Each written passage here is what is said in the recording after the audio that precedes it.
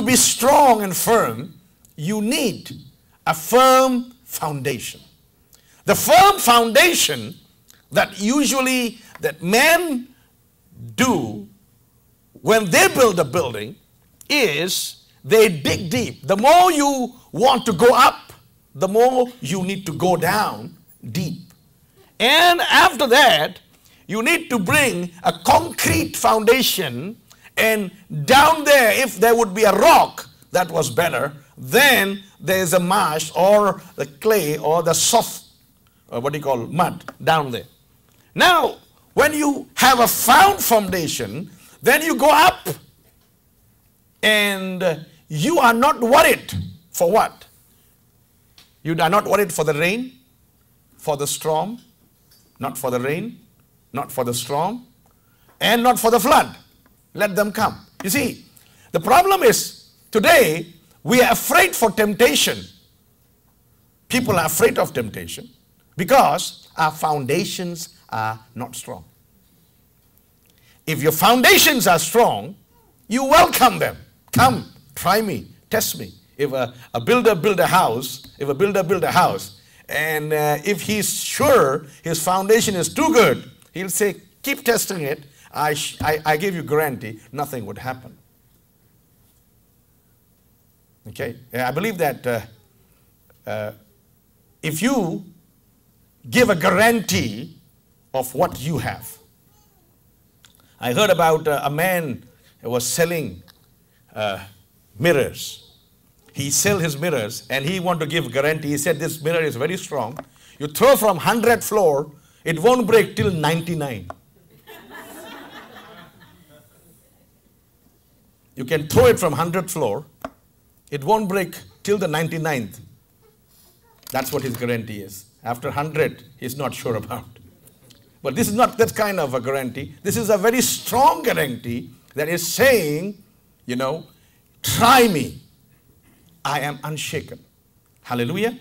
So for this kind of foundation, the Bible says, now verse 49 we go. For a man who does not have a strong foundation, he that heareth and doeth not is like a man that without the foundation build an house upon the earth. You know, sometimes our lives are not standing upon the Word of God.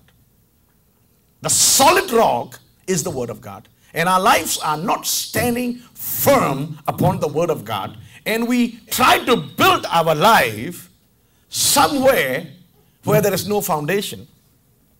And these kinds of people, those kinds of people, and those kind of life, the Bible talks about, upon the earth, against which the stream did beat, Wembley, and immediately it fell, and the ruin of the house was great. You know, it's all about your foundation. Why people are afraid? I remember many years ago, I'm serving God 39 plus years. When in my beginning of the ministry, when I was start serving, there are some Christians, they will tell me to pray for them, but they would not like to commit their life to God, which I don't understand. They will say that pray for me, but I'm not willing to come very close to God. I said, why? They said, oh, no, we know that if you come very close to God, you go through temptation. So we don't want to come close to God, but from the distance you pray for us. You understand what I'm trying to say?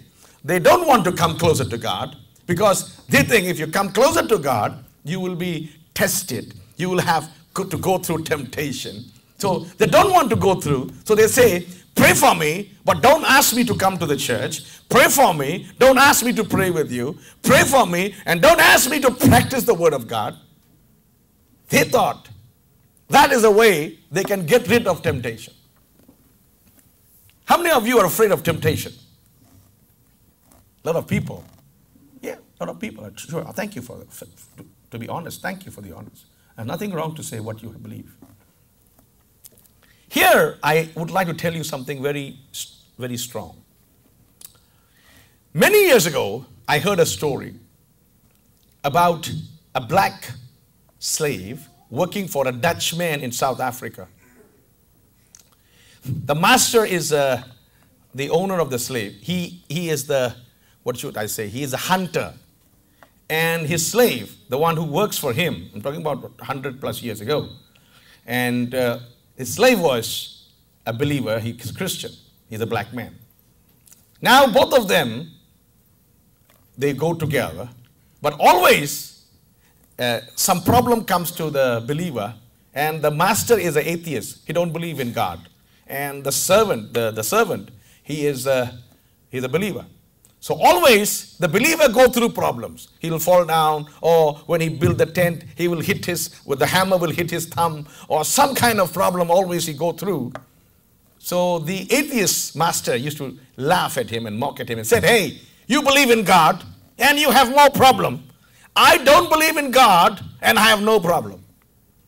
Tell me why. Tell me why you believe in God and you have so many problems. I don't believe in God and I have no problem. So the servant said, sir, I don't know. The time I know, I let you know.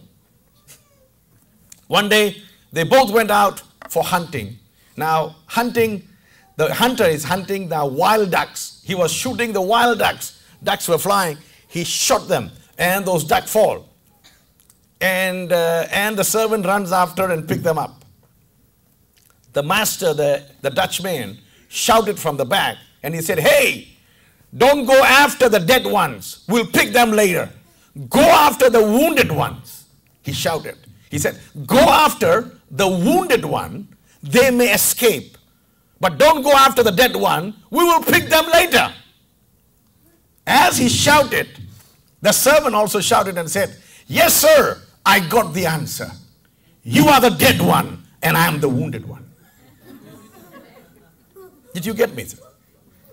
He said, you are the dead one, so the devil is not bothering about you because he will pick you up anytime because you're dead one. But I'm a wounded one, I could escape. The church, I would like to tell you, we are wounded, but we are not dead. Hallelujah. We are not dead, but we are wounded. Now here I would like to go into the scripture. How to stand upon the word of God.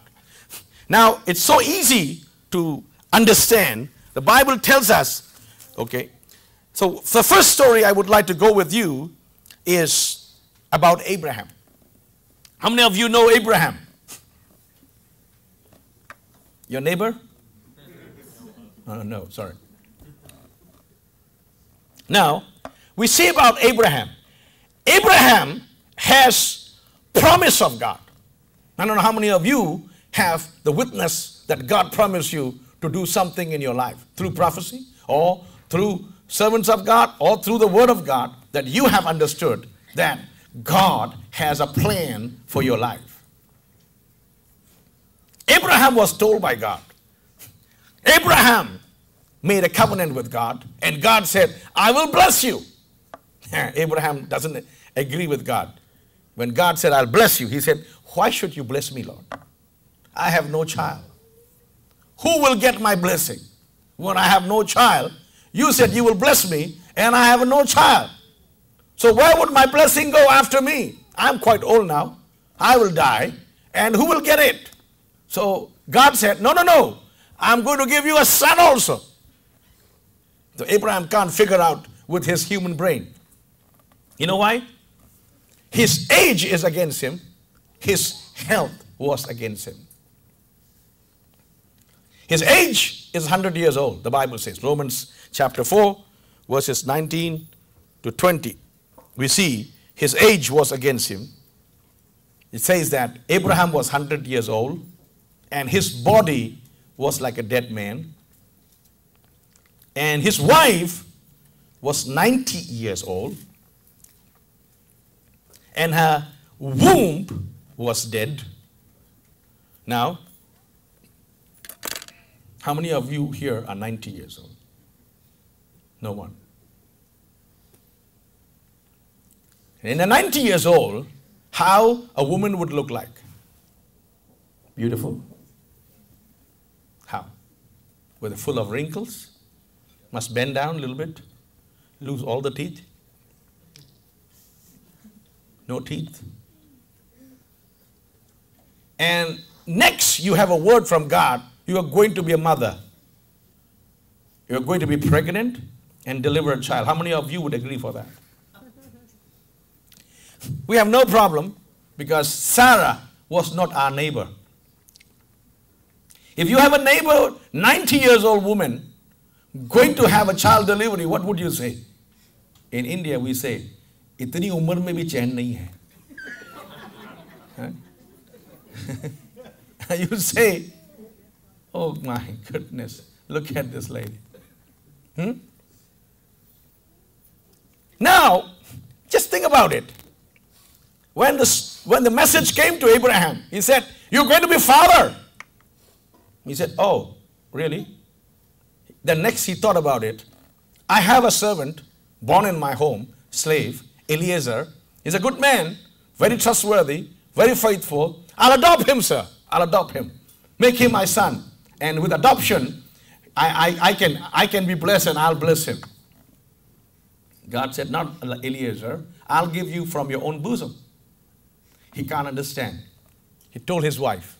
When he told his wife said, oh, don't worry. I have a young slave girl. You sleep with her and bear a child. I try to understand. When God tells us what he can do through us, we can't believe what God says. Abraham came up with adoption plan and Sarah came up with replacement plan. You know what I'm saying? We have our own projects. God said, that's what I'm going to do. Abraham said, I can adopt Eliezer. Sarah said, take Hagar. Hagar could do that. No. God is not interested. When he says something, he would do it. Say amen. Amen. Do you think God needs any help from us? No. That's why I say, for now, you stop helping God. For what God has to do in your life, you don't need to help God to happen anything. Sometimes our time is prolonged. We pray to God, Lord, give me a child. Or you might have prayed to God, God, give me a job. This job I want. Yes, you will get it. But time is prolonged. It takes longer than you expect. The time longer, you start losing the ground. You start losing the faith. Sometimes you're healing. You pray for the healing. Time prolonged. It prolonged. It is testing your faith. Hallelujah. When prolonged, it is a test of faith. We need to prove that we are faithful. We are unshaken. We stand upon what the Word of God says. Hallelujah. Now, we don't do that. What we do is, the time is shaken, we start shaking. We become Quakers. We start quake around. But dear friends, what God is looking for in our life is to believe in what he says. Hallelujah. If he says this is morning, don't tell him this is evening. Because he created the world, not we. He knows better. When God says something, just amen to what God says. If a devil says something, resist the devil. When God says something, say yes.